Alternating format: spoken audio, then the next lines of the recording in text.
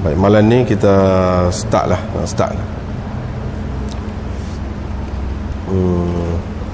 Kitab At-Taharah.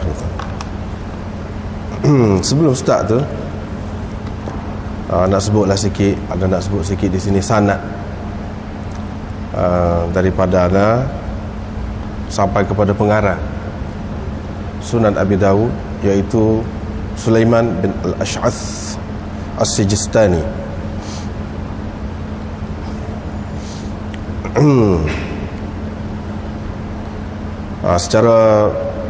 Secara umumnya, aku Melayu kita kata, ada ambil kitab ni, terima kitab ni daripada Tuk Guru ana bernama Syekh Maulana Muhammad Badi'uz Zaman. Dia mengambil riwayat kitab ini daripada Syekh Al-Muhaddith Sayyid Muhammad Yusuf Al-Banuri. Dia mengambil dari Syekhul Muhaddithin Muhammad Anwar Shah Kashmiri. Dia mengambil dari Syekhul Hind Maulana Mahmudul Hasan Ad-Deobandi. Dia mengambilnya dari dua imam. Yang pertama Syekh Maulana Muhammad Qasim An-Nanutwi, dan yang kedua Faqihul Asr Maulana Rashid Ahmad Al-Kanguhi. Mereka berdua ini mengambil kitab ni, menerima kitab ini daripada Al-Muhaddith Al-Syekh Al-Shah Abdul Ghani Ad-Dihliwi. Dia mengambilnya dari Shah Muhammad Ishaq Ad-Dihliwi. Dia mengambilnya dari Shah Abdul Aziz Ad-Dihliwi. Dia mengambilnya dari ayahnya Al-Imamul Humam Al-Shah Waliullah Ad-Dihliwi. Dia mengambilnya dari syekhnya Abi Tahir Muhammad bin Ibrahim Al-Kurdi. Dia mengambil dari Syekh Al-Ajal Al-Hasan bin Ali Al-Ujaimi. Dia mengambil dari Isa Al-Baghawi. Dia mengambilnya dari Al-Syekh Syihabuddin Ahmad bin Muhammad Al-Khaffaji. Dia mengambilnya dari Syekh Badruddin Hasan Al-Karhi. Dia mengambilnya dari Syekh Al-Hafiz Jalaluddin As-Suyuti. Dia mengambilnya dari Syekh Muhammad bin Muqbil Al-Halabi. Dia mengambilnya dari Syekh Salahuddin bin Abi Amr Al-Maqdisi. Dia mengambilnya dari Syekh Abil Hasan Ali bin Muhammad bin Ahmad Al-Bukhari. Dia mengambilnya dari Syekh Abi Hafaz Umar bin Tabarzad Al-Baghdadi. Dia mengambilnya dari dua orang guru, dua orang syekh. Yang pertama Abil Walid Ibrahim bin Muhammad ibni Mansur Al-Karhi, dan yang kedua Abil Fath Muslih bin Ahmad bin Muhammad Ad-Dumi. Mereka berdua mengambil dari Syekh Abi Bakr Ahmad bin Ali bin Thabit Al-Khatib Al-Baghdadi.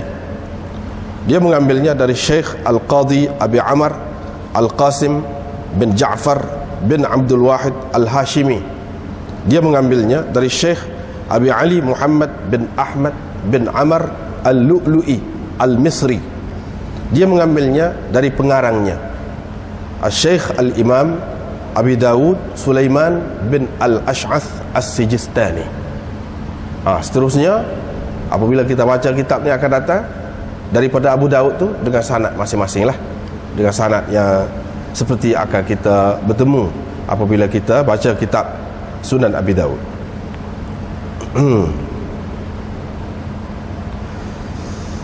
Itu kalau kita sebut kod Melayu lah.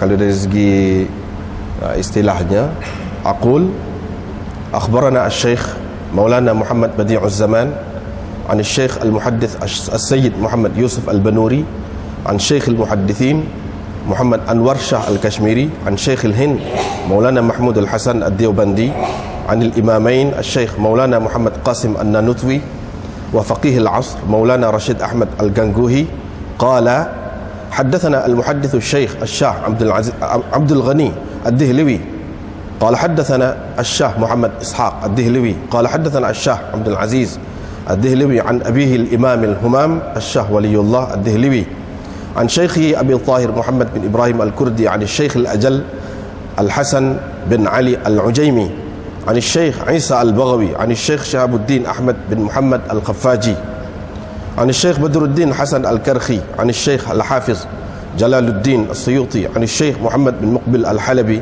عن الشيخ صلاح الدين بن أبي عمر المقدسي عن الشيخ أبي الحسن علي بن محمد بن أحمد البخاري عن الشيخ أبي حفص عمر بن طبرزد البغدادي عن الشيخين أبي الوليد إبراهيم بن محمد بن منصور الكرخي وأبي الفتح مصلح ابن أحمد بن محمد الدومي عن الشيخ أبي بكر أحمد بن علي بن ثابت الخطيب البغدادي عن الشيخ القاضي أبي عمر القاسم بن جعفر بن عبد الواحد الهاشمي عن الشيخ أبي علي محمد بن أحمد بن عمر اللؤلؤي المصري عن مؤلفه الشيخ الإمام أبي داود سليمان بن الأشعث السجستاني. Begitulah dalam sanadnya, gitulah cara sebutan. Kalau begitu, daripada ana, tak termasuk ana lah, bermula daripada guru ana Maulana Muhammad Badi'uz Zaman sampai kepada Imam Abu Daud, 24 mata rantai, 24 silsilah. Yana yang ke-25, yang ke-25. Seterusnya kalau kita ambil yang pertama, sanad yang pertama. Kalau Abu Daud itu yang ke-25 lah, kalau kira sekali dengan ana. Abu Daud 25. Kita tengok hadis yang pertama mula-mula ni. Abu Daud mengambil daripada Abdullah bin Maslamah. Ni yang ke-26. Abdullah bin Maslamah bin Qa'nab al-Qa'nabi 26. Qala haddatsana Abdul Aziz 27, yakni Ibn Muhammad an Muhammad yakni Ibn Amr 28. An Abi Salamah 29. Anil Mughirah bin Syu'bah 30. Anna Nabiy sallallahu alaihi wasallam, sampai kepada sahabat tu 30. Yang ni kita cerita tentang Nabi sallallahu alaihi wasallam tu yang ke-31. Maknanya begitulah. Lepas tu kalau nak sebut sejarah hidup masing-masing ni, hak dalam sanad ni, setiap seorang-seorang panjanglah pula. Panjanglah.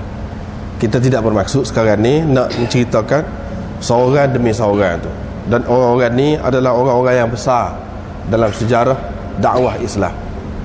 Dalam sejarah tokoh-tokoh ulama Islam adalah orang-orang yang besar daripada bermacam-macam negeri ni dan bermacam-macam bangsa. Tidak sebangsa, tidak senegeri. Kalau kita baca sini, ni sini, ni sini, ni sini. Jadi kalau nak sebut dengan secara terperinci lah masing-masing sejarah hidup ni panjang. Mungkin dalam hal kita sebut sini sudah biasa kita dengar. Misalnya siapa? Syekh Syihabuddin Ahmad bin Muhammad Al-Khafaji. Ini dia buat syarah kepada kitab tafsir Baydawi. Itu pengarang. Kalau kita nak sebut masing-masing ni memang orang hebat-hebat lah. Jalaluddin As-Suyuti ada, Khatib Baghdadi, pengarang Tarikh Baghdad itu ada di sini dalam sanad ni. Dan ramai lagi lah yang lain-lain itu adalah orang-orang yang besar.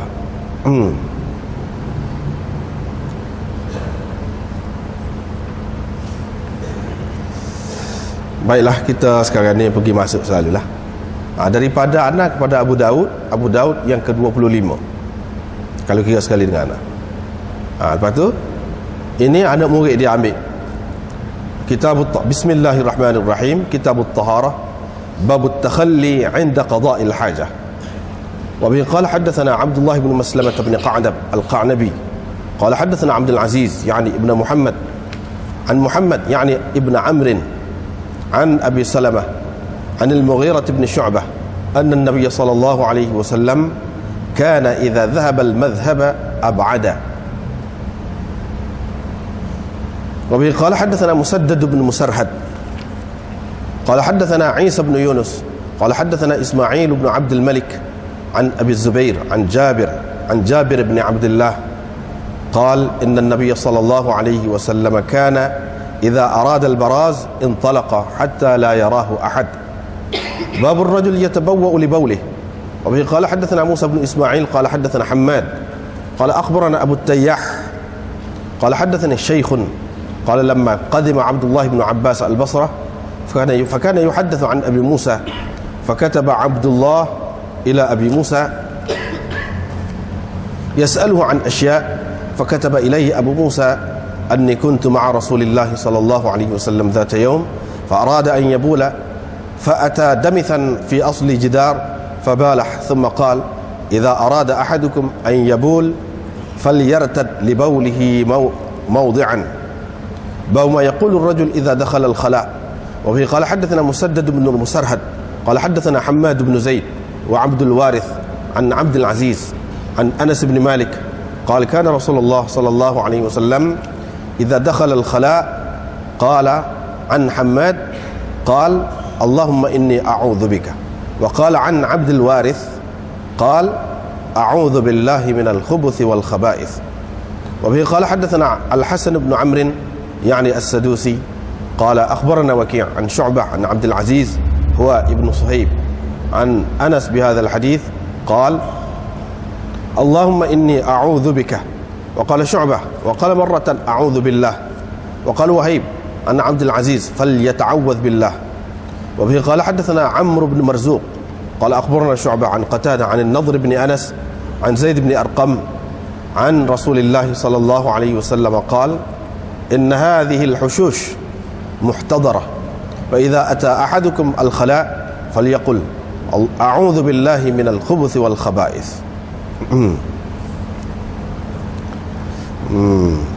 Yani daripada Anas sampai kepada Abu Daud 25.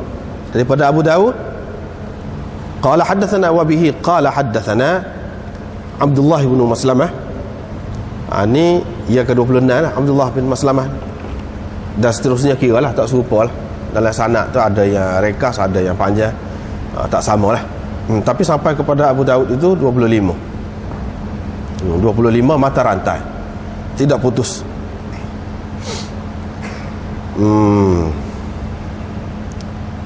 Sebelum pergi lebih jauh, kita nak cerita nuskhah kitab Abu Daud ni tak serupa. Dalam Badlul Majhud yang anda pegang ni, yang anda baca ni, mungkin sebahagian daripada kita guna ni Badlul Majhud, dia ada sebut begini sebelum ni, lepas bismillahirrahmanirrahim, alhamdulillahirabbil alamin wal aqibatu lil muttaqin wassalatu wassalamu ala sayyidina Muhammad wa ala alihi wa sahbihi ajma'in. Ada lagu tu sini. Dalam kitab ni tak tahulah lain tu. Dalam kitab ni matan dia tak ada lagu sana tu. Tahmid apa tu, hamdalah dan salat dan salam ke apa, tak ada. Hanya ada bismillahirrahmanirrahim, kitabut taharah, babut takhalli tu.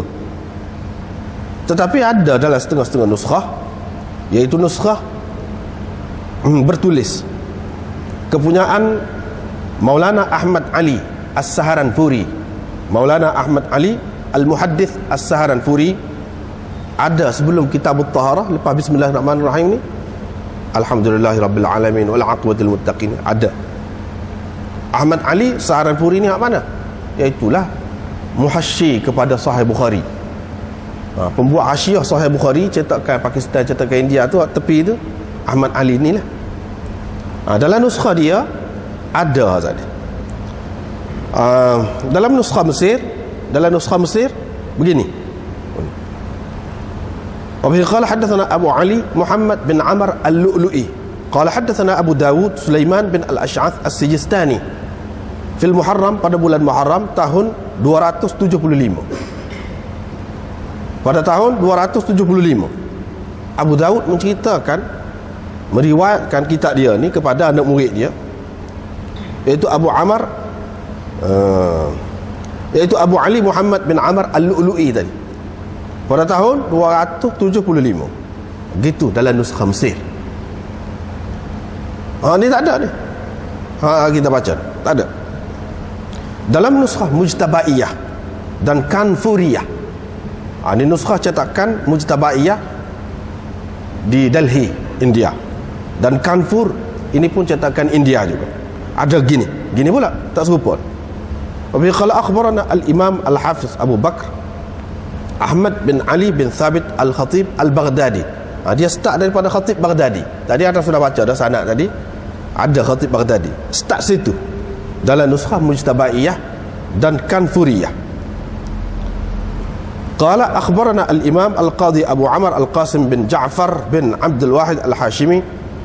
Qala akhbarana Abu Ali Muhammad bin Ahmad bin Amr al-Lu'lu'i. Qala haddathana Abu Dawud Sulaiman bin al-Ash'ath as-Sijistani fil Muharram sanata 75 wa 200, pada tahun 275 juga. Mana sanad dia tu disebut lebih panjang lagi daripada yang tersebut dalam nuskhah Mesir. Tetapi tidak habis juga. Habisnya seperti ni, seperti anda sebut tadi. Mula-mula saat ni. Daripada anda sampai kepada Abu Dawud. Tu hak lengkap. Sanad yang lengkap. Sini dia sebut gitu. Sekerak ujung. Hak sebelum pada tu tak sebut. Sebelum pada tu tak sebut.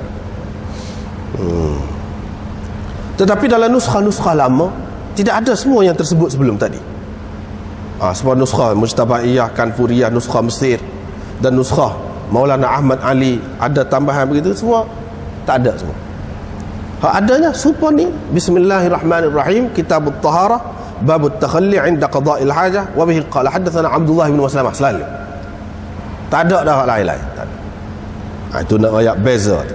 Takut-takut kita jumpa nanti terkejut pula. Mana tak serupa? Adalah perbezaan. Perbezaan itu ada. Dalam nuskhah lama, ini berpandukan nuskhah lama lah, banyak nuskhah yang lama hanya ada Bismillahirrahmanirrahim dan seperti ni. Lagu ni ya. Tak ada hak lebih-lebih tadi. Kitabut Taharah, Babut Takhalli 'inda qada'il hajah. Ini kitab bersuci. Oleh kerana kitab Abu Daud ini disusun mengikut tertib sunan. Yang ni dia lebih mengutamakan tertib fiqh. Maka dalam bab fiqh ni dia start dengan Kitabut Taharah je. Dalam kitab ni pun start dengan Kitabut Taharah juga. Ini dia katakan tertib sunan, kitab sunan. Yang dimaksudkan sebenarnya ialah sembahyang itu dan apa-apa yang serupa dengan sembahyang yang memerlukan adanya air sembahyang ataupun perlu kepada bersuci. Hak maksud sebenarnya tu. Hak ni sebab yang mesti seseorang itu bersuci. Kalau nak sembahyang katakanlah, maksud sebenarnya untuk mengabdikan diri kepada Allah SWT. Sembahyanglah yang kemuncaknya. Sembahyang kena ada air sembahyang. Kalau kita sudah ada air sembahyang dah, nak apa bersuci tak mesti bersuci. Tak mesti bersuci. Untuk sembahyang mesti kita ada air sembahyang, mesti kita bersuci apabila kita buang air dulu. Babut takhalli 'inda qada'il hajah. Dia ada kena dengan tu. Sesuai bab. Maksud sebenar sembahyang.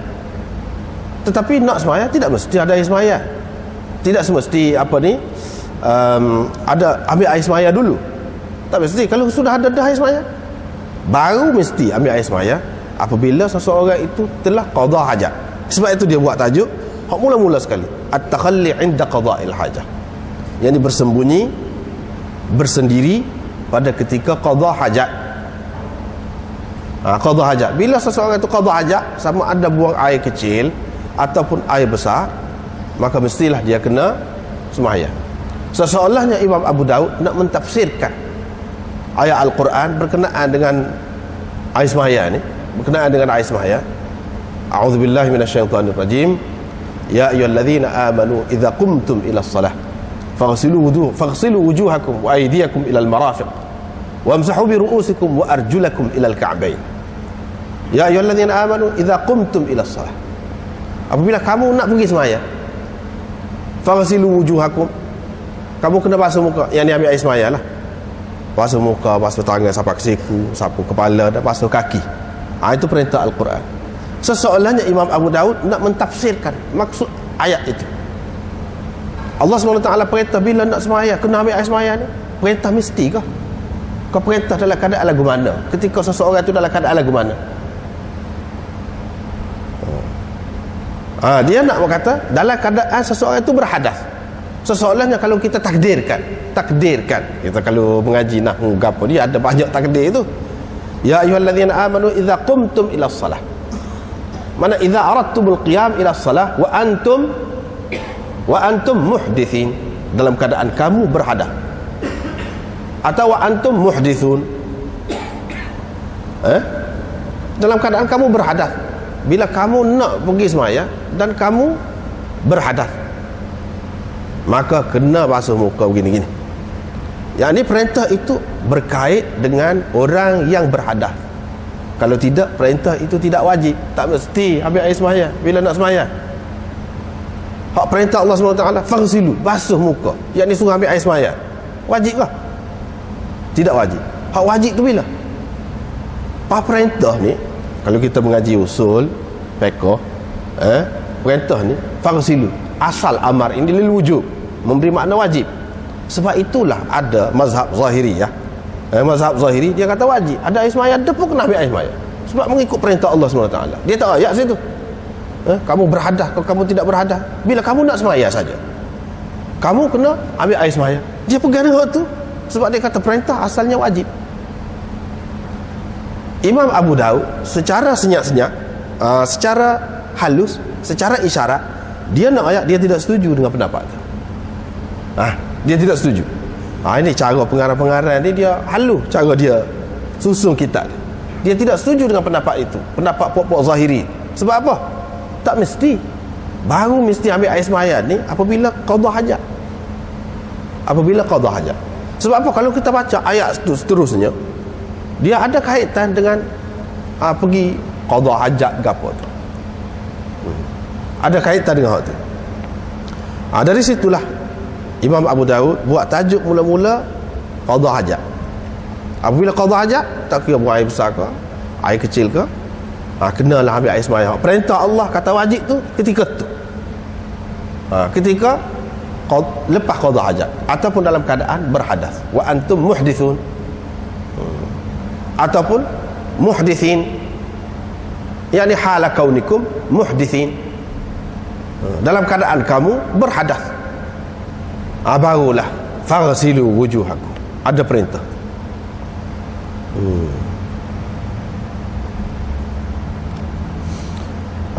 Ini dari segi kita bahas, dari segi nahwu. Wa antum muhdithin hala kaunikum muhdithin, sama saja. Sebab wa antum muhdithun tu waw di situ wawul hal juga. Sama juga dengan kita kata muhdithin, yakni hala kaunikum muhdithin, sama.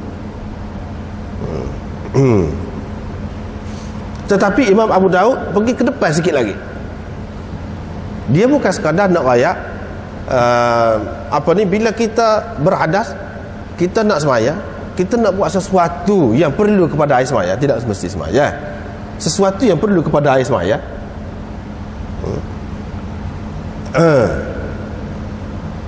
kita kena ambil air semaya dulu, terutama lepas qada hajat. Tetapi selain daripada itu, dia nak pergi lebih jauh lagi. Qada hajat ni lagu mana cara? Adakah qada hajat ni depan-depan orang? Dia nak pergi setangga lagi. Dia nak pergi setangga lagi, seperingkat lagi. Kalau kita nak buang air kecil, pakai selok, kita kata kecil gitu, depan-depan orang, tak ada adab kah? Untuk buang air ni tak ada adab kah? Ada. Yang ayatnya adabnya yang Nabi SAW ajar, iaitu at-takhalli, bersendiri, bersembunyi, mencari tempat yang tidak ada orang pada ketika nak qada hajat. Itu termasuk dalam adab. Dah kita sekarang ni nak cerita apa yang kena ambil isbah sebab qada hajat.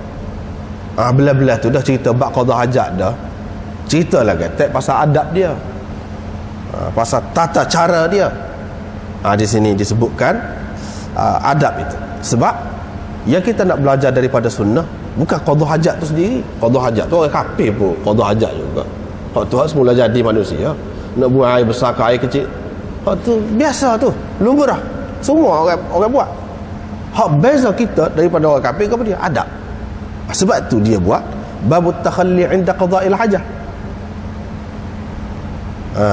Bila kita nak buang air, kita pergi cari tempat yang sunyi. Cari tempat sunyi. Atau pergi jauh tempat tak ada orang. Itu termasuk dalam adab. Baiklah.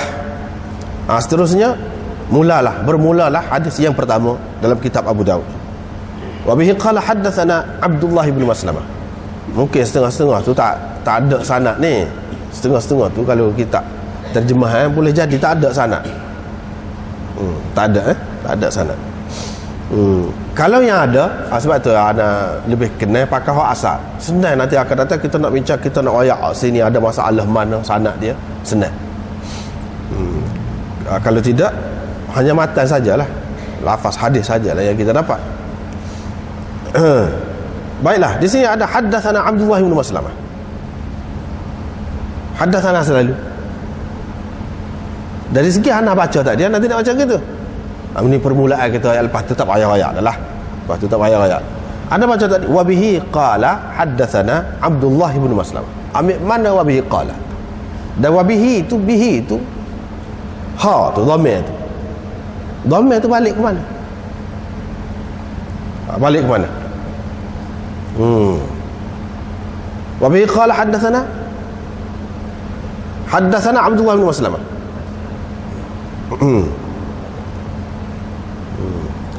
Siapa kata ni? Abu Daud kata haddatsana Abdullah bin Maslamah ni. Abdullah bin Maslamah telah menceritakan kepada kami. Siapa kata? Abu Daud kata. Wa bihadzal hadis atau wa bihadzal sanad, dengan sanad ini. Maknanya tadi anda sudah sebut dah sanad anda sampai kepada Abu Daud. Ada 25. Akan datang takkan nak sebut 25 tu setiap kali hadis yang kita nak baca, takkan nak sebut 25 tu pula. Panjanglah. Sedangkan yang maksud kita sebenarnya nak hadis. Dah sampai ke Abu Daud ni. Akan datang tak payah kita sebut wabihi, yani bihadzas sanad. Qala, dengan sanad ini. Yani ada kata dengan sanad ini. Yani sanad ada baca tadi lah. 25 silsilah tadi. Qala, Abu Daud berkata, haddatsana. Dengan sanad tadi akan datang tak payah sebut dah. Wabihi qala wa bihadzal sanad. Mana dengan sanad ini, sanad ana tadi. Qala, kata Abu Daud, haddatsana Abdullah bin Maslamah. Gitu. Bihi itu balik situlah. Dan qala tu kena ada sama. Sebelum haddatsana kena ada qala, walaupun tak ada dalam tulisan. Ini sudah jadi tradisi dalam ilmu hadis, riwayat hadis, dia ada qala haddatsana. Lepas tu dia tulis haddatsana. Haddatsana dengan akhbarana ni kita sudah maklum dah. Haddatsana ni mana tu guru baca, anak murid dengar. Pak anak murid tu ramah, bukan seorang. Haddatsana. Kalau anak murid seorang, haddatsani dia kata. Anak murid tu bila dia nak meriwayatkan hadis tu, dia kata haddatsani. Tu guru dia baca, dia dengar seorang. Ni dia ramah ni pokok dia ni. Abu Daud ni dia dengar daripada Abdullah bin Maslamah ni, bukan seorang dia. Dia bersama-sama dengan orang-orang lain. Sebab itu dia kata haddatsana. Dan Abdullah bin Maslamah baca riwayat hadis tu, sebutkan hadis itu. Bukan Abu Daud baca depan dia. Tapi kalau akhbarana, maknanya anak murid baca depan tok guru dengar. Itu pun satu bentuk juga, boleh juga. Dalam sanad-sanad kita tadi ada akhbarana, ada hasan, ada haddatsana. Ada gitulah. Ada hak tok guru baca, ada hak anak murid baca. Hak anak murid baca, tok guru dengar, itu ditakbirkan, disebutkan dengan akhbarana. Kalau anak murid tu ramai, salah seorangnya baca, tok guru dengar. Tapi kalau anak murid seorang, dia yang baca, tok guru dengar, akhbarani, dia kata akhbarani. Ini istilah, masalah istilah. Sebelum pergi lebih jauh ke depan, kena fahamlah tu dulu. Abdullah bin Maslamah bin Qa'nab al-Qa'nabi qala haddatsana nun alif, sana di situ, bukan sana apa tu, ringkas tu, satu lafaz yang direngkaskan daripada haddatsana. Nun alif tu kita tak boleh baca sana apa tu, tak ada. tidak sana. Qala haddatsana. Kena sebut qala, tambah walaupun tak ada qala. Dari segi bacaannya. Qala haddatsana Abdul Aziz. Dan seterusnya lah. Haddatsana. Kalau akhbarana, dia akan tulis alif nun alif. Jangan dibaca ana. Alif nun alif tu akhbarana. Qala akhbarana. Kalau orang tak faham, dia baca ana pula. Kalau interview situ pada tak kena dah lah. Mana dia baca ana pula dah. Bukan ana akhbarana.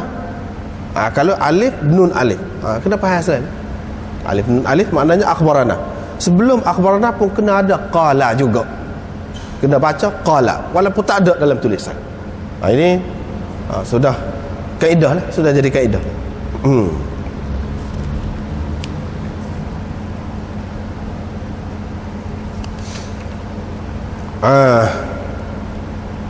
Bermakna riwayat ini Imam Abu Daud ambil daripada Abdullah bin Maslamah, dia ambil daripada Abdul Aziz. Kedua-dua mereka meriwayatkan secara tahdits. Orang panggil secara tahdits, yakni haddatsana. Kalau akhbarana maknanya dia meriwayatkan secara ikhbar, di situ antara haddatsana dan akhbarana tu mana lebih utama? Tu khilaf pula.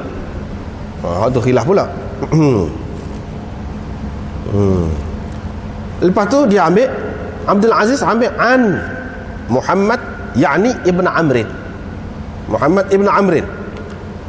Lepas tu Muhammad Ibn Amrin ini ambil an Abi Salamah, an Mughirah bin Syu'bah. Jadi 2-3 sini ni orang panggil riwayat secara an-anah. Riwayat secara an-anah, yang diriwayat dengan an. Itu riwayat secara an-anah. Riwayat secara an-anah ni kena beringat.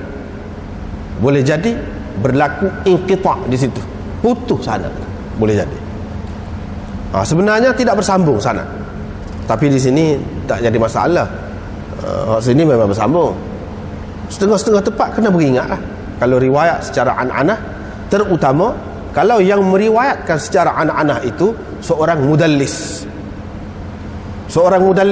Seorang yang suka susuk kucah.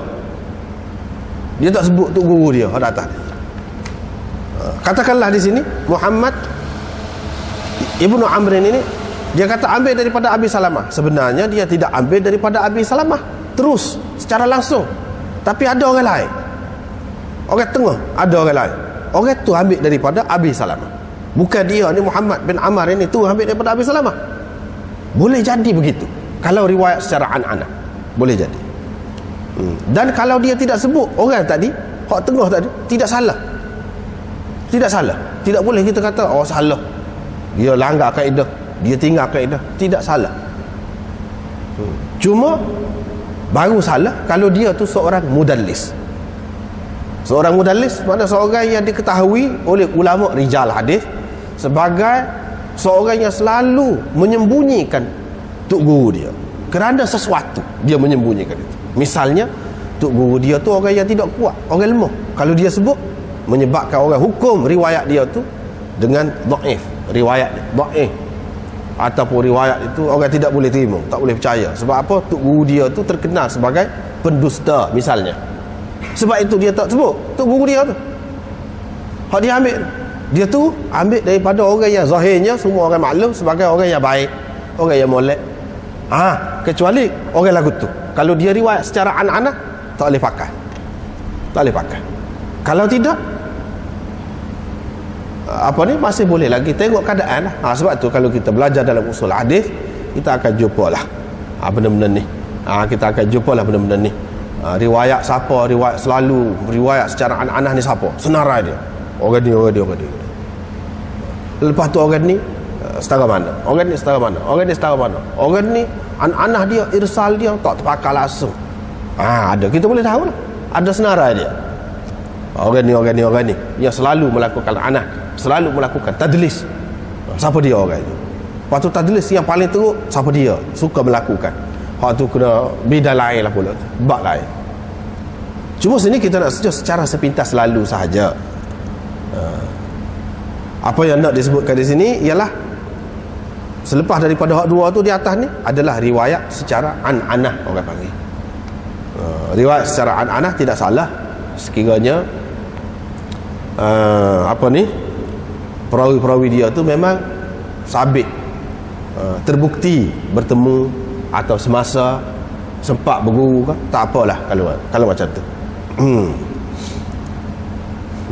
Tetapi bagi orang yang mempelajari ilmu hadis, memang dia ambil berat benar benda-benda lagu tu. Dia ambil berat benar. Hak ni tak apalah, hak akan datang. Kita tu lupa dah tak apa semacam galik. Tahu-tahu situ ada masalah. Situ ada masalah. Sebab pasal mudallis, dia telah meriwayatkan secara an-anah, dan orang yang disembunyikan dia tu ada masalah. Misalnya dalam Abu Daud ni akan datang, kita akan jumpa lah. Kalau kita buat galik kan, kita ingat tak ada masalah, rupanya ada masalah besar. Itulah yang menyebabkan hadis tadi jadi dhaif. Kita dah ingat ke dah Abu Daud ni sahih lah. Sebab itu penting. Tetapi kalau tahdis haddatsana tak ada ragu, tak ada keliru, dan tak ada kita berasa was-was. Memang dia dengar, memang dia belajar dengan orang tu. Kalau tidak, dia tidak boleh kata haddatsana, tak boleh kata. Apalagi kalau dia ni orang jauh, orang yang diterima baik pula, lebih-lebih lagi lah. Lebih-lebih lagi lah boleh diterima. Tetapi kalau kata haddatsana ni pun, kalau orang tu orang tak pakar, dia kata haddatsana, tak boleh terima juga. Tidaklah semata-mata haddatsana tu boleh terima selalu, siapa kata pun. Tidak juga. Ini kena balik semula kepada ilmu rijal hadis. Ilmu rijal hadis. Kena tengoklah. Orang ni kalau dia kata haddatsana pun tak jadi. Kalau dia perjelas wayak, dia kata sami'tu, saya dengar, pun tak jadi. Saya dengar, tak jadi. Pasal dia pelawak. Siapa ke peringkat tu? Nak menentukan siapa tu, tu kena tengok kitab rijal pula lah. Baiklah.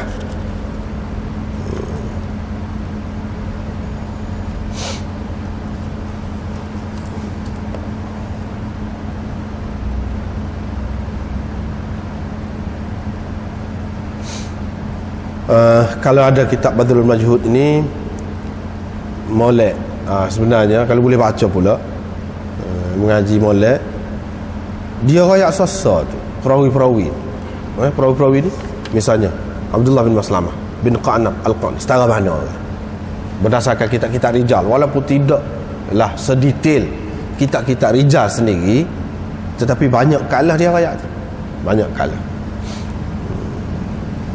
Kalau ada kitab tu senang. Kalau ada kitab Badrul Majhud, dia rakyat orang ni setara mana, ingatan dia setara mana, pada masalah dari segi akidah dia, dari segi gapo, kita nak terima riwayat orang ni bukan senang. Tiap-tiap seorang ni faham.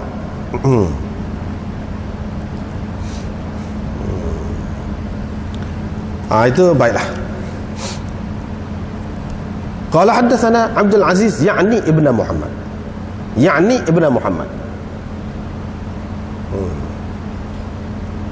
Siapa kata yakni? Hak kata yakni ni Imam Abu Daud.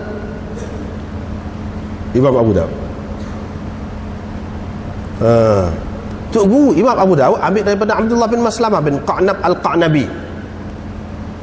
Tok guru dia Abdullah bin Maslamah ni kata, Abdul Aziz menceritakan kepada kami.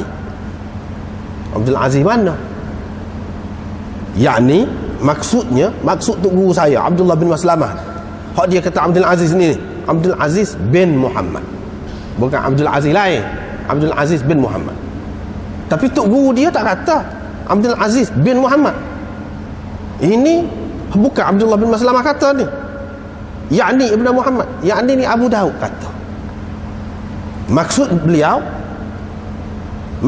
dengan Abdul Aziz ni ialah Ibnu Muhammad. Apa sebab dia buat gini, dia royak gini? Dia nak menghilangkan kekeliruan. Dua perkara. Yang pertama, dia nak royak, tok guru dia tak kata, tok guru dia kata Abdul Aziz saja. Haddatsana Abdul Aziz an Muhammad. Dia tak kata Ibnu Muhammad. Dia nak royaknya kena cermat dalam riwayat. Kalau tok guru kita tak royak Ibnu Muhammad, jangan kita kata. Dia kata, walaupun memang hak tu dah, kita kena kata yakni, maksud dia Ibnu Muhammad. Ketika dia meriwayatkan kepada kami, dia tak ada sebut Ibnu Muhammad, dia hanya sebut Abdul Aziz saja. Tu dah ayat tu cermat tu. Dia ayat Abdul Aziz saja, dia tak ayat Abdul Aziz bin Muhammad. Ni nak ayat cermat Abu Daud, dan dia nak pesan kepada kita lah secara tidak langsung. Semula dia kena lagu tu. Sebab tu ulama-ulama hadis yang inna Rasulullah sallallahu alaihi wasallam, kalau sebut Rasulullah kena ayat Rasulullah, jangan kata inna Nabiyya sallallahu alaihi wasallam. Kalau hak tepat memang dalam riwayat tu inna Nabiyya sallallahu alaihi wasallam, jangan kita kata inna Rasulullah sallallahu alaihi wasallam, jangan. Siapa setara tu, padahal Nabi dengan Rasulullah hak tu lah, hak tu dah Nabi kita lah, tak ada orang lain dah. Dia cermat. Tu hak cermat serati lagu tu. Kalau hak kata Rasulullah, kalau hak kata Nabi, jangan tukar Nabi tu dengan Rasulullah, walaupun hak tu lah. Ini hak cermat. Yang pertama, maksud dia nak ayat, Tok Guru dia tak kata. Hak ni dia tolong ayat kita lah. Maksud Tok Guru dia nya Abdul Aziz bin Muhammad. Yang kedua, dia nak ayat ramah hak nama Abdul Aziz ni. Hak nama Abdul Aziz ni ramah. Pak Abdul Aziz mana? Boleh jadi keliru kalau dia tak ayat. Bagi dia tak apa, dia faham dah tu dia ayat Abdul Aziz tu, dia faham. Tapi kalau dia tak ayat, mungkin keliru kepada orang lain. Keliru kepada orang lain. Abdullah bin Maslamah tu guru dia ni ambil daripada Abdul Aziz bin gol lain pula ada. Boleh jadi orang kata Abdul Aziz tu, sedangkan bukan hak tu, hak ni. Itu penting tu. Abdul Aziz yakni Ibnu Muhammad. Maksud beliau ialah Ibnu Muhammad Abdul Aziz.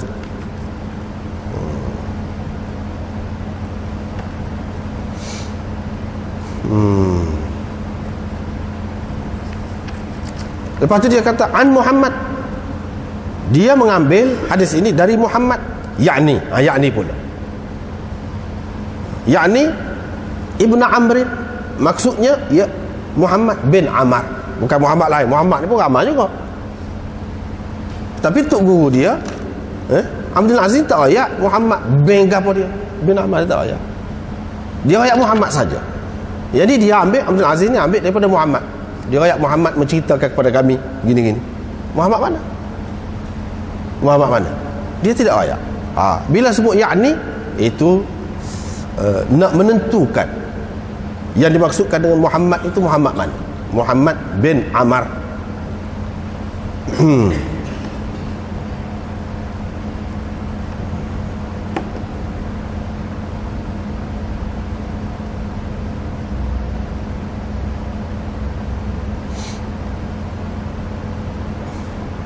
Sama juga di sini Imam Abu Daud sebutkan yakni supaya tadi akan datang kalau ada yakni ni kena beringat lagu sani semula lagu ni.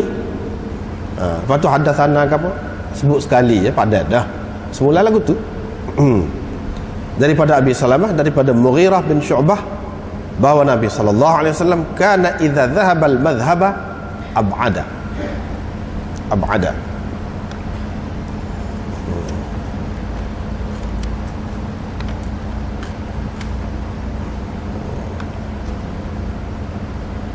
Nabi SAW bila nak pergi, bila nak masuk ke tempat buang air, atau bila nak buang air, idza dhahaba al-madhhab ab'ada, dia pergi jauh.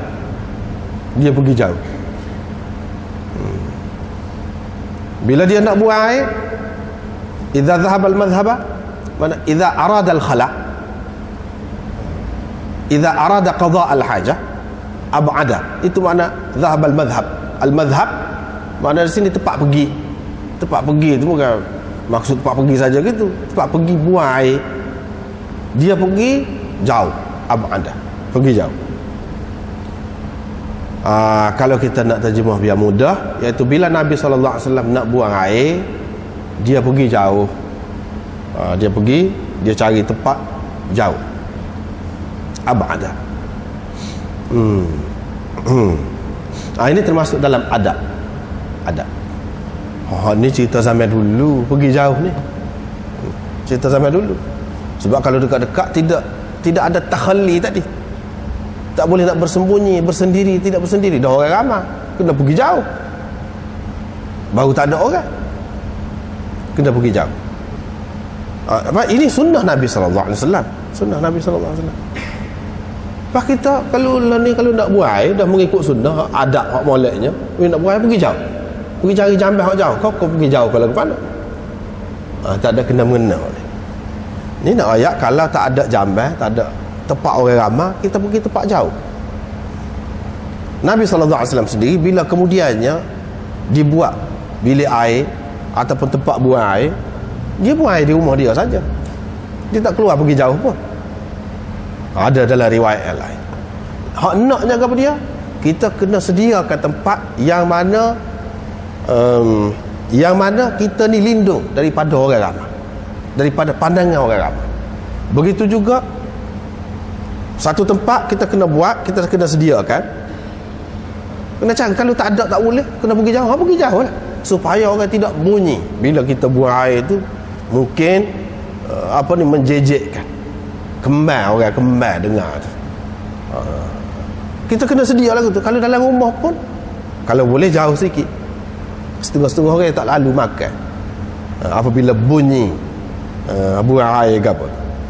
Tujuan suruh pergi jauh, itu tujuan. Kalau dalam rumah pun keadaan tu terkawal, tak apa, lindung juga dalam rumah, tutup molek, pandangan tak nampak, dari segi bunyi pun tak bunyi, tak apa dalam rumah tu. Tidak mesti kena pergi jauh. Ini bukan bermakna hadis ini menunjukkan bahawa sebaik-baiknya bilik air ataupun tempat buang air ni kita buat jauh daripada rumah kita. Tak boleh kita faham gitu. Tak boleh kita faham gitu. Orang yang faham macam tu salah, silap. Pergi jauh, dua perkara. Satu, lindung dari pandangan orang. Kalau kita buat rumah kita tutup molek, kan lindung dah. Lindung dah.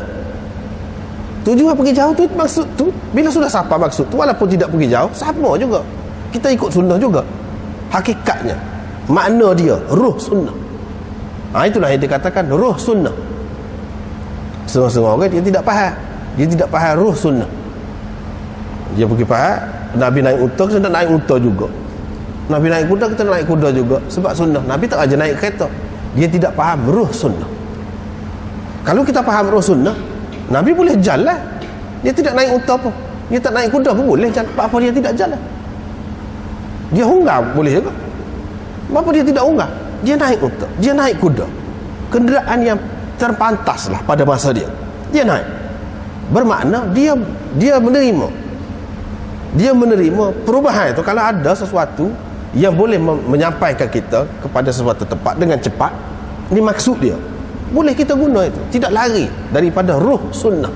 Sunnah tidak ada. Pak Nabi kata kamu naiklah kereta, tak ada lah kata. Atau Nabi SAW sendiri naik kereta kau, atau dia tengok orang naik kereta, tak ada semua tu. Jadi kita tak boleh kata sunnah, tak ada dalam sunnah, tetapi tidak bercanggah dengan ruh sunnah. Ini ramai orang tidak faham lagu tu. Ruh sunnah jalan ke mana? Iaitu kita tengok Nabi boleh jalan kalau nak pergi Madinah. Siapa daripada Mekah? Siapa? Semua lambat. Dia pilih jalan cepat. Jalan cepat lagu mana? Naik kuda, naik apa? Maksudnya kalau ada cara lain lagi, tidak bercanggah dengan sunnah Nabi SAW. Bahkan itu menepati orang panggil ruh sunnah Nabi SAW, atau semangat kehendak sunnah Nabi SAW. Tidak bercanggah. Supaya juga sini, apa maksud dia pergi jauh? Kita perhati ada dua perkara tadi lah. Sekurang-kurangnya dua perkara tadi. Kalau dua perkara tadi kita boleh dapat tanpa kita pergi jauh, sampailah maksudnya. Apalagi memang ada hadis Nabi SAW pun yang dia buang air di rumah dia. Ada. Kemudiannya sahabat-sahabat buat bilik air, tempat buang air di rumah. Mereka buang air di rumah. Sabit pula, lebih-lebih lagi lah. Kalau katakanlah tak ada pun, kita boleh faham macam tadi.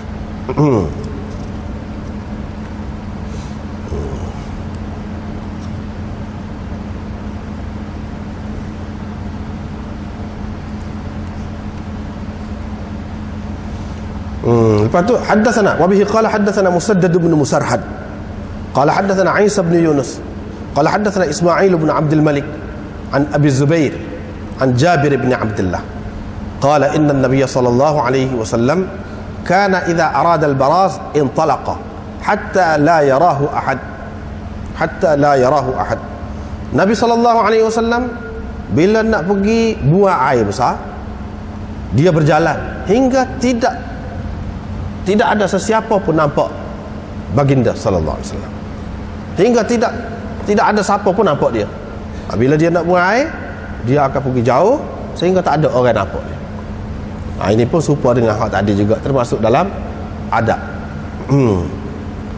Dan sampailah maksud hak Abu Daud buat tajuk tu at-takhalli, iaitu bersendiri, bersembunyi, mencari tempat yang sunyi pada ketika nak buang air. Apabila pergi jauh tu tak nampak. Apabila pergi jauh tak nampak. Hadis-hadis ini juga memberi makna kita tidak sepatutnya buang air itu ramai-ramai. Apabila duduk buang pula, itu tidak sesuai dengan adab buang air.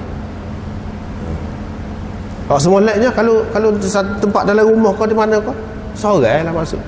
Jangan masuk ramai. Jangan masuk ramai. Apalagi kalau bual-bual pula tengah-tengah tu. Itu lagilah tak molek. Tidak ada adab lah. Bercanggah dengan adab Islam. Sekurang-kurangnya dia makruh.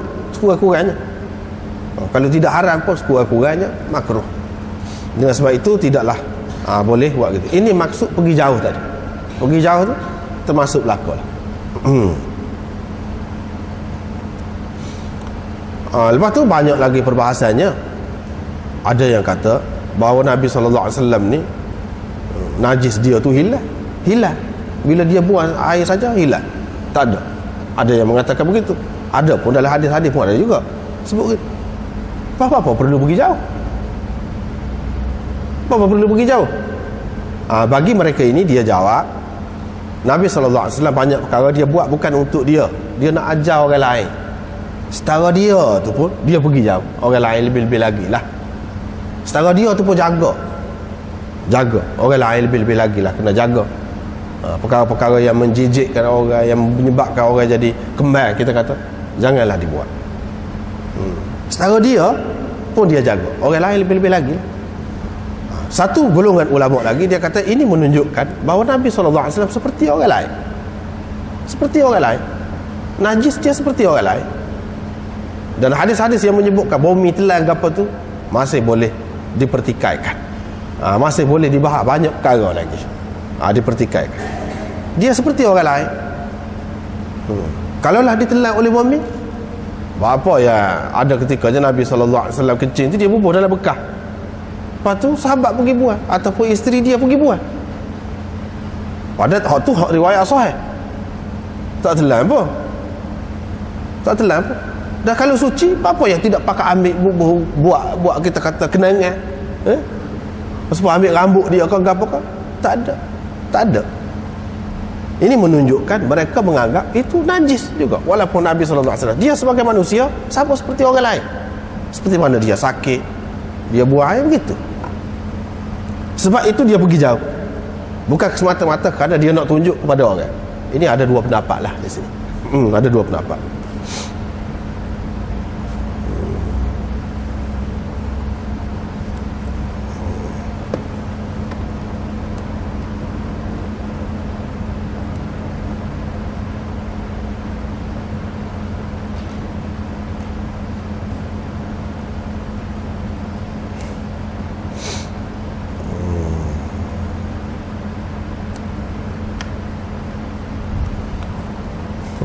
Gitulah. Ini berkenaan dengan hadis yang kedua. Ada dipertikaikan perawi-perawi dia tu, sebahagian perawi dia tu ada dipertikaikan. Tetapi secara keseluruhannya, apalagi kalau dilihat kepada tarik yang lain, hadis itu dengan lafaz itu ada melalui jalan riwayat yang lebih kuat daripada ini. Secara keseluruhannya, sekurang-kurangnya dia ni bertaraf hasan, kalau tidak sahih pun. Tetapi ada ulama mengatakan sahih. Kalau kita mengambil kira pertikaian ulama tu rendah sikit lah. Di sini dalam kitab Badrul Majhud ini dia ada sebut kedudukan perawi-perawi itu. Anda rasa tidak tak perlu lagi lah kita bincang panjang-panjang tu. Misalnya siapa di sini? Disebutkan Ismail bin Abdul Malik. Siapa dia? Ismail bin Abdul Malik dalam sanad ni. Dan Abi Zubair. Apa kata orang ni? Sekurang-kurangnya dia dipertikaikan. Tetapi adakah hadis ini tak boleh pakai?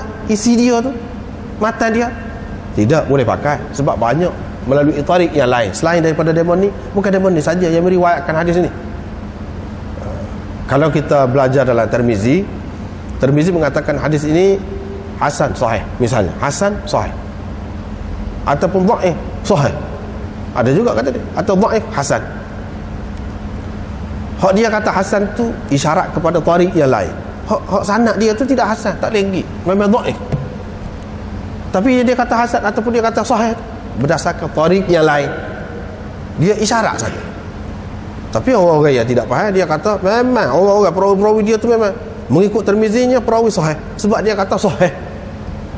Dia silap, tak kena lagu tu. Sebab itu dia sebut sahih dhaif ataupun hasan dhaif atau hasan sahih dhaif. Mana Imam Tirmizi nak ayat ada beberapa sanad dia, sanad ni dhaif, sanad ni hasan, sanad ni sahih. Boleh jadi dia sebut satu saja, iaitu hak dhaif. Bukan bermakna dengan dia kata sahih tu hadis itu jadi sahih, tidak. Hak sahih tu matan dia, sanad tidak sahih. Matan dia tu sahih sebab apa? Sebab ada tarik yang lain yang sahih ataupun tarik hasan. Itu cara Tirmizi. Itu cara Tirmizi. Tapi Abu Daud dia tidak hukum, hadis dia. Bila dia mari hadis, dia tidak kata hadis ni sahih ke gapo, dia tidak kata. Itu beza dengan Tirmizi. Kalau Tirmizi dia kata, tapi dia kata pun boleh jadi keliru juga. Sebab ni. Dengan sebab itu kita kena belajar istilah masing-masing lah. Hasan di sisi Tirmizi macam mana, tidak serupa dengan hasan di sisi orang lain. Tu kena ngaji suku lah.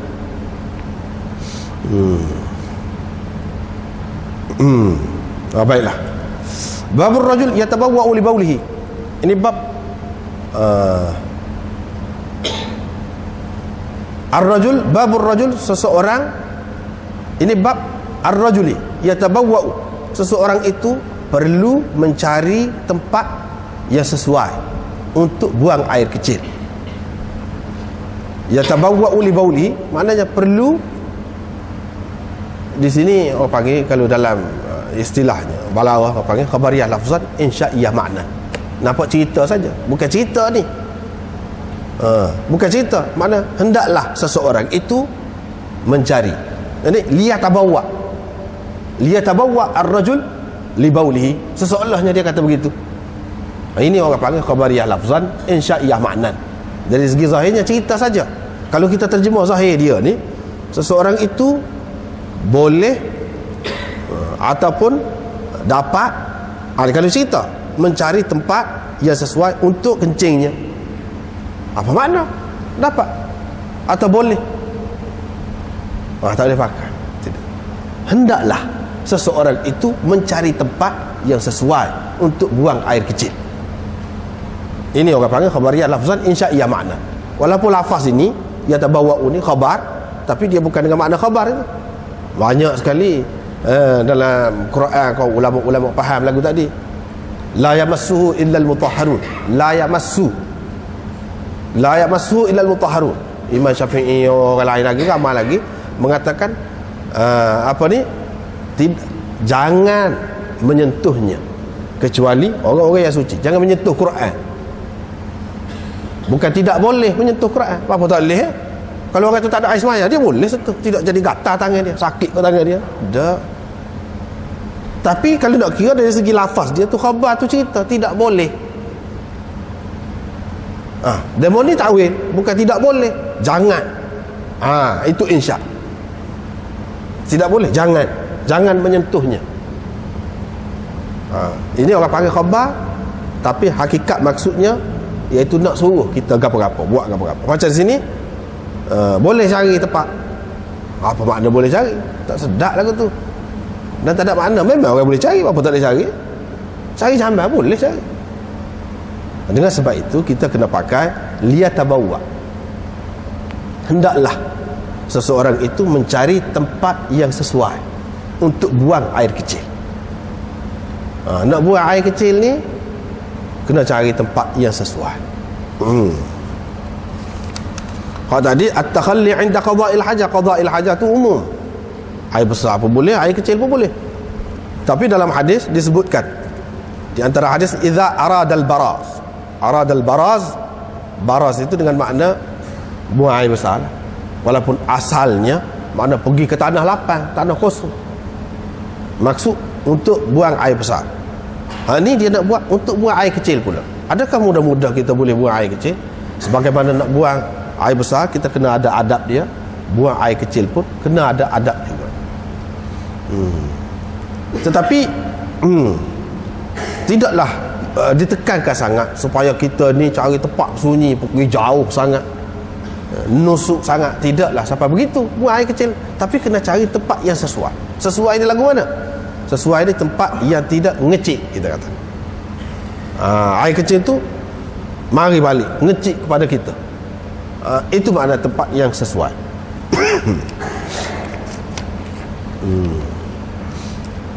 Baiklah. Hadisnya kita sudah baca tadi. Hadatsana Musa bin Ismail qala hadatsana Hammad qala akhbarana. Tu ana dia tulis. Alif nun alif, bukan ana ada. Akhbarana Abu Tayyah. Kita kena baca qala akhbarana Abu Tayyah. Qala hadatsani Syekhun qala lamma qadima Abdullah bin Abbas al-Basrah. Bila Abdullah bin Abbas datang ke Basrah, fakana yuhaddithu, setengah-setengah kitab dia ada baris. Dia kata yuhaddithu, dia tulis lagu tu. Setengah-setengah pula dia tulis yuhaddathu. Setengah-setengah pula semua kitab ni hak ada guna ni Badrul Majhud ni tak ada baris. Sebenarnya baik tak ada baris. Kepada orang yang ngaji baik tak ada baris, lebih baik. Sebab apa? Kalau kita terikat, kita baca kitab tu dia kata yuhadithu, oh gitu. Padahal tidak semestinya cara itu lebih baik. Kalau baca yuhaddathu, sebab itu ada baca tadi yuhaddathu, itu lebih baik. Dan dalam syarah Badrul Majhud ni pun dia kata lagu tu juga, lebih baiknya yuhaddathu. Kalau kita kata yuhadithu, panjang cerita, fakana yuhadithu an Abi Musa. Siapa dia? Fa'il. Siapa dia fa'il? Siapa dia fa'il? Yang ni bila Abdullah bin Abbas pergi ke Basrah, sampai ke Basrah, maka yuhadithu an Abi Musa, dia menceritakan daripada Abi Musa. Dia menceritakan daripada Abi Musa. Kalau dia cerita daripada Abi Musa, apa orang suruh dia tanya Abu Musa tu tulis surat je. Dia tidak cerita daripada Abu Musa. Itu kalau kita kata yuhadithu, masalahnya kalau kita balikkan dhamir dalam yuhadithu ni kepada Abdullah bin Abbas, tak sesuai. Sebab apa? Hak selepas pada ni Abdullah pun tulis surat kepada Abu Musa, tanya dia tentang beberapa perkara. Abu Musa pun tulis surat kepada dia, zahirnya sebagai jawapan kepada pertanyaan dia lah, iaitu pada suatu hari saya bersama Rasulullah sallallahu alaihi wasallam. Rasulullah pun nak buang air kecil. Dia pun pergi ke tempat yang lembut, tempat yang lembut, tidak kerah, yang menyebabkan air kencing itu jadi mengecil. Fi asli jidar, di di bawah asli, di pangkal ataupun di bawah, bahagian bawah dinding satu bangunan. Fabala, dia pun kencing di situ. Thumma qala, kemudian dia bersabda, idza arada ahadukum an yabul, bila seseorang dari kamu mahu kencing, mahu buang air kecil, falyartad li baulihi mawdi'an, maka hendaklah dia mencari tempat yang sesuai untuk kencingnya atau untuk buang air kecilnya. Dia hendaklah cari tempat yang sesuai. Ni zahirnya Abu Musa ni, Abdullah bin Abbas tanya Abu Musa, macam mana Nabi SAW kencing? Dia pun ayat, dia tulis surat ni, tulis surat ayat Nabi SAW buat lagu ni. Kalau Ibnu Abbas cerita daripada Abu Musa, tak ada makna. Ini kalau kita kata yuhadithu, tak ada makna. Kalau dia cerita, dia pada cerita lalu, apa yang tulis surat? Fakataba. Ini seseolahnya ada latar belakang.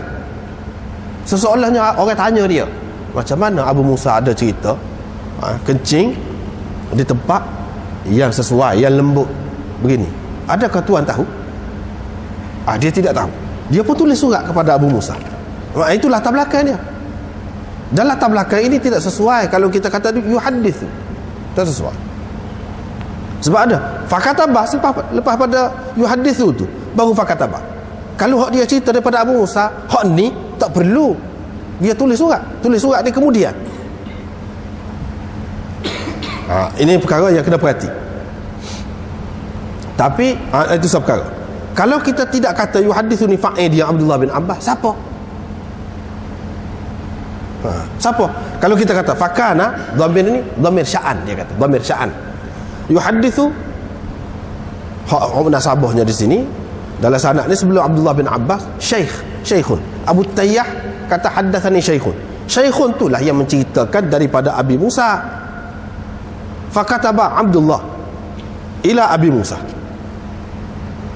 Dia menceritakan dari Abi Musa ataupun tentang Abu Musa. Maka Abdullah bin Abbas pun oleh kerana dia tak tahu, dia tulis surat kepada Abu Musa, tanya, yalah kau seperti yang dia ni cerita? Tidak sesuai banyak perkara. Tapi kalau kita kata fakana yuhaddatsu, mana Abdullah bin Abbas selalu diceritakan berkenaan dengan Abu Musa al-Asy'ari, bahawa Abu Musa al-Asy'ari ni kata gini. Sebab apa? Pada masa ni Abu Musa al-Asy'ari tak ada di situ, tak ada di Basrah. Memang Abu Musa ni pernah jadi gubernur di Basrah, tapi pada masa ni dia tak ada. Kalau dia ada, apa perlu Abdullah bin Abbas tulis surat ke dia? Dia tak ada situ. Tetapi orang-orang situ, oleh kerana dia ni pernah jadi gubernur dan lama juga duduk situ, mereka dengar hadis daripada Abu Musa al-Asy'ari tentang kencing ni, cari tempat yang sesuai, yang lembut. Abdullah bin Abbas tak tahu. Bila orang tanya dia macam mana, dia tak tahu. Dia pun tulis surat nak pasti daripada Abu Musa. Bila dia tulis surat, Abu Musa pun ayat tadi baru sesuai. Sebab itu kita kata yuhaddatsu lebih baik, lebih sesuai, bukan yuhaditsu. Seperti dalam setengah-setengah kitab, dia kata yuhaditsu. Kalau yuhaditsu banyak masalah, tapi kalau yuhaddatsu selesai, mudah saja. Jangan cara tadi. Abdullah pun tulis surat kepada Abu Musa, tanya dia tentang beberapa perkara. Dia pun tulis, yakni hak utama di sini, hak dia tanyanya, yakni berkenaan hak Abu Musa jawab ni lah, hak Imam Abu Daud sebut ni, beberapa perkara. Ini satu perkara yang sebut ni. Perkara lain ada lagi, tetapi yang disebut di sini menunjukkan inilah yang ditanya oleh Ibnu Abbas, iaitu bagaimana Nabi SAW kencing. Adakah dia cari tempat yang khusus, tempat yang lembut untuk buang air kencing dia? Abu Musa pun tulis surat, iaitu dia pada suatu hari bersama Rasulullah SAW, bila Nabi SAW nak kencing, dia cari tempat yang sesuai, cari tempat yang lembut. Ada terjemah tadi apa ni, yatabawwa babur rajul yatabawwa li baulihi, maknanya mencari tempat yang sesuai. Supaya dengan hadis ni, falyartad li baulihi mawdi'an, hendaklah dia mencari. Cuba perhati molek, Abu Daud buat dalam bentuk khabar, jumlah khabariyah, babur rajul yatabawwa li baulihi, tetapi hadisnya dalam bentuk perintah. Cuba perhati, dalam bentuk insya, falyartad li baulihi mawdi'an, hendaklah dia mencari. Sebab itulah anda terjemah tadi, hendaklah dia mencari tempat yang sesuai untuk buang air kecil, sesuai dengan hadis dia. Hadis dia mari, hadis dia mari ni, Nabi SAW suruhnya kepada dia cari tempat yang sesuai, dalam bentuk amar, bukan dalam bentuk khabar, dalam bentuk cerita. Ini kena perhati. Sebab tu nak terjemuh ke apa, dia kena perhati, kena sesuai terjemuh tajuk tu. Walaupun tajuk tu zahirnya bukan dalam bentuk perintah, ada kaedahnya. Khabariyah lafzat insya'iyah makna. Dalam hadis dia mari dalam bentuk perintah, sesuai. Sebab itu dalam tajuk tadi anda terjemah lagu tu, tak tahulah orang lain terjemah lagu mana, tapi hak sesuainya lagu ni. Sebab apa? Dalam hadis ni falyartad li baulihi, yatabawwa tadi makna liyatabawwa, lebih sesuai. Hendaklah dia cari tempat yang sesuai untuk buang air kecilnya. Tempat yang sesuai ni lagu mana? Kalau zaman dulu tanah gitulah, pasir ke, air tu masuk tidak jadi ngecil. Tapi kalau tempat yang tinggi gini, tinggi ke depan gini, kita kencing boleh jadi dia ngecil. Kena cari tempat yang sesuai. Tempat yang sesuai itu ikutlah hak sesuai, tidak semesti pada pasir. Dia kata cari damithan, asal maknanya lembut. Tidak mesti lembut, asalkan sesuai. Sesuatu kepada dia tidak menyebabkan air kencing itu patah balik kepada kita, mengecik. Yang menyebabkan jadi seluar kita ataupun kain kita ataupun tubuh kita tercemar. Sedangkan Nabi SAW beringat benar ni, supaya kebersihan kita terjaga. Apabila kita kena dah seluar kita, pak kita ambil air semaya pun semaya tak jadi juga. Nak ayatnya taharah, kitabut taharah ni bukan taharah ambil air semaya tu saja. Sebelum taharah ambil air semaya tu kena jaga dah situ. Jangan beri ngecik. Sebab kalau ngecik tak ada makna ambil air semaya pun semaya. Ini debat kitabut taharah ni. Bukan taharah di sini ayat cara air semaya saja. Hak sebelum tu pun hak kita kena jaga tu pun kita kena jaga. Cuma ni duk bahas-bahas panjang. Hadis ni nya setara mana? Dhaif. Ni yang pertama kita jumpa dhaif dalam Abu Daud. Hak tadi masih lagi duk belah bagi. Hak tadi yang kedua tadi orang ni kata gini. Ada khilaf lagi, tidak sepakat ulama. Sebab itulah ulama-ulama mengatakan Abu Daud ni diambil kebanyakannya daripada perawi-perawi yang tidak sepakat ulama kata dia ni dhaif. Mana ada khilaf. Cuma kita nak pakai hak tadi tak apa. Bukan bergantung kepada sanad tu. Sanad lain banyak lagi hak lebih kuat. Banyak lagi. Tetapi hak ni jelas tak lagi. Hak ni sebab apa? Ia jadi dhaif. Dia kata ni cuba kita perhati. Haddatsana Musa bin Ismail qala haddatsana Hammad qala akhbarana Abu Tayyah qala haddatsani syaikhun. Tidak haddatsani Abu Tayyah ni syekh dia ni baca hadis ni, sebut hadis ni depan dia seorang. Haddatsani, bukan haddatsana. Asal di riwayat dah kan? Syaikhun, seorang syekh. Siapa syekh? Syekh ni seorang yang majhul, tidak diketahui. Siapa namanya? Namanya siapa? Orang setara mana? Tak raya. Dia ni bukan sahabat. Kalau sahabat tak tahu nama pun tak apa. Adil bagi kita. Tapi ni dia ni bukan sahabat. Syaikhun, seorang syekh cerita kepada saya. Pasal apa syekh? Tak jelas. Bila tak jelas, majhul, menyebabkan hadis itu jadi dhaif. Jadi dhaif hadis ni. Hadis ni dhaif. Lepas tu tak boleh pakai apa? Pak Abu Daud kat mari ni dalam bab hukum ni dia tak boleh sekurang-kurangnya. Dia kena hasan sekurang-kurangnya baru boleh buat hukum. Baru boleh dijadikan sebagai panduan hukum, landasan hukum. Kalau dhaif tak boleh. Mana dhaif? Abu Daud nak ayat sanad ni. Banyak lagi hak lain. Banyak lagi hak lain. Yang mana sekurang-kurangnya hasan dah boleh kita guna. Tetapi tidak mesti kita cari tempat yang lembut. Tak mesti kita cari tempat lembut. Tempat ada apa ni kita kata abuk gaji kau misalnya. Tak mesti lagu tu. Asalkan tempat yang sesuai. Sebab tu anak terjemah tadi, tempat yang sesuai. Tak mesti lembut. Licin kau seperti sekarang ni dia buat sing tu memang licin. Dan tak ngecik. Sesuai lah tu. Tak mesti lembut. Kalau kita cari hak lembut semua, itu orang panggil terikat dengan lafaz hadis, tapi tidak terikat dengan ruh sunnah. Ruh sunnah tu nak apa? Dia nak dia sebenarnya. Ya gomoh sangat suruh cari tempat yang lembut, tempat yang sesuai. Tak sering ngecik. Apa? Kalau ada jalan lain, ada tempat lain yang sesuai, bolehlah. Tak mesti yang lembut. Misalnya dia tu tempat tu curam gitu kan, curam gitu. Bila kita kecil, kalau dia ngecik kat depan, bukan dia patah balik kepada kita. Hak sesuai lah tu. Hak sesuai ni tidak mesti lembut. Boleh jadi dia curam, boleh jadi dia licin, boleh macam-macam.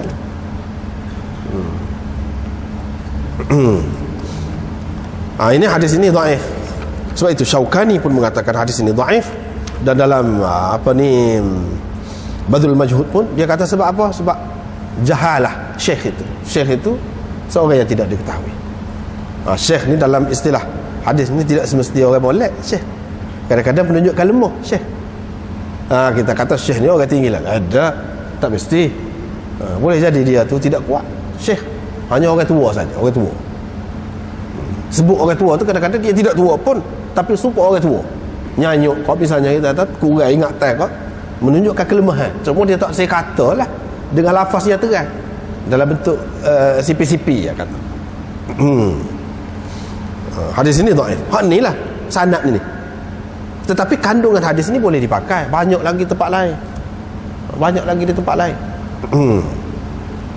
Kemudian kita pergi kepada bau ma yaqulur rajul idza dakhala al-khala. Nampaknya kena berhenti sekali lah. Kita akan sambung pula sebab ni perbahasan panjang juga sikit ni. Berhenti sekali tu.